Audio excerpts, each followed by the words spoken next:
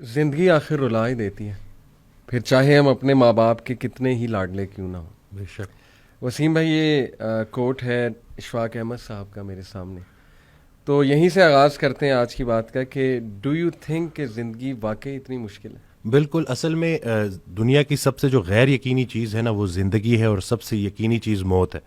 تو زندگی میں نا وہ ارادے ٹوٹتے ہیں اور آہستہ آہستہ غم آتے ہیں، اور آپ کو پتہ چلتا ہے کہ ٹھہرنا مشکل ہی ہے، لیکن جو اللہ کے ساتھ رجوع کر لیتے ہیں ان کو یہ بات سمجھ لگتی ہے کہ جانا تو ہم نے ہے، لیکن جانے سے پہلے کچھ کام تو کرنے ہیں نا۔ تو وہ جو کام میں مصروف عمل، ابھی ہم بات کر رہے تھے کہ جو اللہ کے کام کر رہا ہے، جو مصروف ہے، تو پھر وہ ان چیزوں کو اپنے اوپر، اس غم کو اپنے اوپر حاوی نہیں ہونے دیتا۔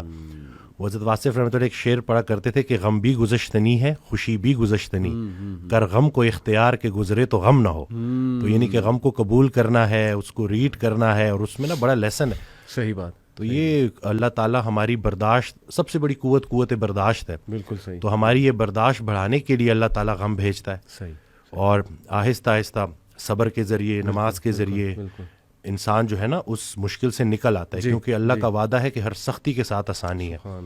تو سختی کے بعد آسانی ہے، اور اکثر لوگ جو نا امید ہو جاتے ہیں نا، تو اللہ کی رحمت سے نا امید ہونا اصل میں اپنے مستقبل سے نا امید ہونا ہے۔ تو جب آپ اللہ سے پر امید رہتے ہو، ہوپ فل رہتے ہو، تو پھر وہ دن خیر سے گزر جاتے ہیں۔ کیا بات۔ وسیم بھائی، اگر ہم دنیا پہ نظر دوڑائیں، ایسے ایسے غم ہے نا، یعنی لوگوں کی جب سٹوریز سنتے ہیں، اور اوور آل ورلڈ میں دیکھ لیں آپ، اور جو ہسٹری میں پاسٹ میں ہوا ہے، مطلب ایسے ایسے غم آپ کو نظر آئیں گے نا کہ انسان رو پڑتا ہے کہ یار واقعی دنیا میں بڑا غم ہے۔ لیکن اگر ہم یہیں پہ رک جائیں نا کہ بس دنیا میں بڑا غم ہے، زندگی بہت مشکل ہے، تو پھر تو ہوپ لیسنس ہے، پھر تو جو ہے نا وہ ایک ڈارکنس ہے، ایک اندھیرا ہے۔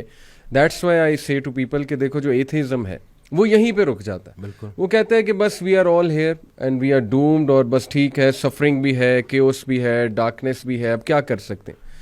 بٹ جب تک اسلام ہمارے پاس ہے نا وسیم بھائی، دیکھیں اللہ سبحانہ و تعالیٰ نے پہلے ہی ہمیں بتا دیا، جیسے آپ نے کہا نا ایکسیپٹنس، بالکل، اللہ نے ہمیں ایکسیپٹنس دلائی ہے کہ دیکھو اس کو ایکسیپٹ کرو کہ یہ دنیا ایک مشکل کی جگہ ہوگی، یہاں تمہیں مشقت کرنی ہوگی، اسٹرگل کرنی ہوگی، وی ول ٹیسٹ یو، ہم دیکھیں گے تم میں سے کون ایمان والا ہے، کبھی بھوک سے، کبھی خوف سے، کبھی خوف کا انفیکٹ ذکر ہے کہ خوف سے ٹیسٹ کریں گے۔ آئی تھنک انگزائٹی میں خوف کا ایلیمنٹ کافی جو ہے وہ حاوی ہوتا ہے۔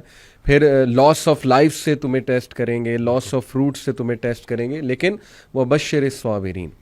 اور دیکھیں اللہ نے پورا طریقہ بتایا ہے کہ دیکھو نا امید نہیں ہونا ہے، اگر یہ پرابلمز آ جاتے ہیں تو پھر اللہ طریقہ بھی بتا رہا ہے کہ تم نے ہوپ کیسے پکڑنا ہے۔ جیسے آپ نے کہا کہ نماز ہے، پھر صبر ہے، تو how amazing is the philosophy of our religion. بالکل، سبحان اللہ۔ اور جو ایتھیا سے جو نہ ماننے والا ہے